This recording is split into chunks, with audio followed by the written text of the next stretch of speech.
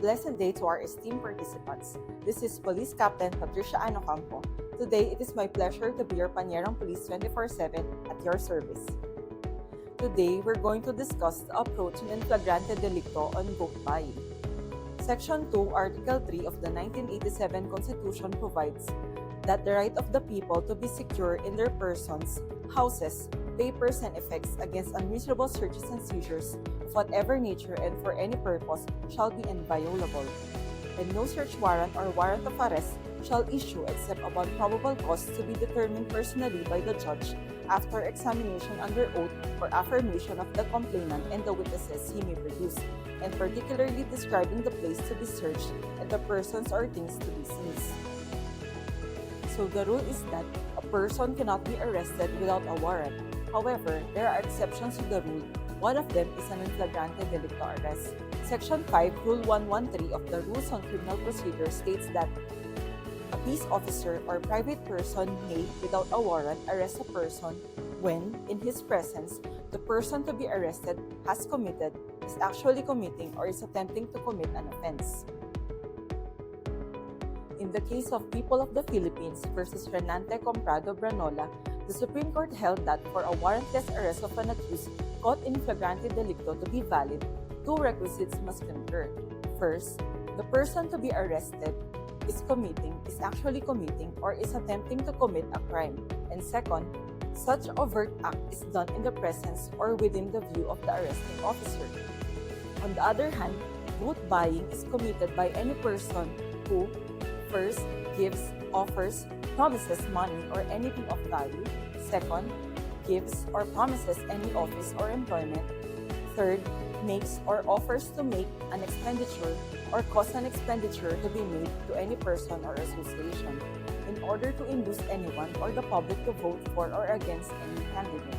In connection with the rules on flagrante delicto, the modes of commission of vote buying are the overt acts that an arresting officer must witness prior to making the warrantless arrest. In making the proper arrest, refer to the Police Operating Manual 2021.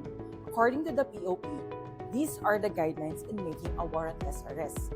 So, effecting warrantless arrest. First, make use and activate the body-worn camera or alternative recording device if available and practicable. Notify the persons arrested as early as practicable that the arrest is being recorded with the body-worn camera or alternative recording device. Freeze or restrain the suspects. Third, make proper introduction as to the identity and authority of the arrest. Next, inform the arrested person of the circumstances of his or her arrest and recite the Miranda warning and anti-torture warning to him or her. Secure the person to be arrested and use handcuffs for the protection of the arresting officer, other individuals, or the arrested person, him or herself. Conduct thorough search for weapons and other illegal materials on the person arrested and surroundings within his or her immediate control. Confiscated evidence shall be properly documented within the chain of custody of evidence duly and clearly established. No unnecessary force shall be used in making an arrest. And lastly, bring the arrested person to the police station for further investigation and disposition. It is important to follow the rules of the law in effecting a warrantless arrest, because an invalid arrest can be the subject to a motion to quash, which may affect the jurisdiction over the person of the accused. This may cause the case against the accused be dismissed. In closing, the arrest made under the principle of in flagrante delicto exemplifies the critical role that the law enforcement plays in maintaining order and ensuring public safety.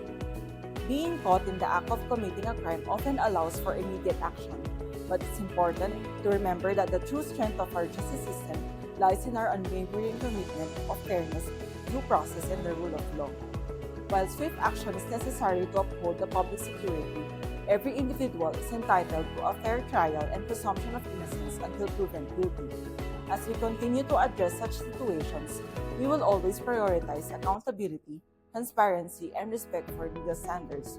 Our efforts are aimed at fostering a safer community while safeguarding the rights of all individuals, ensuring justice is served in every step of the process.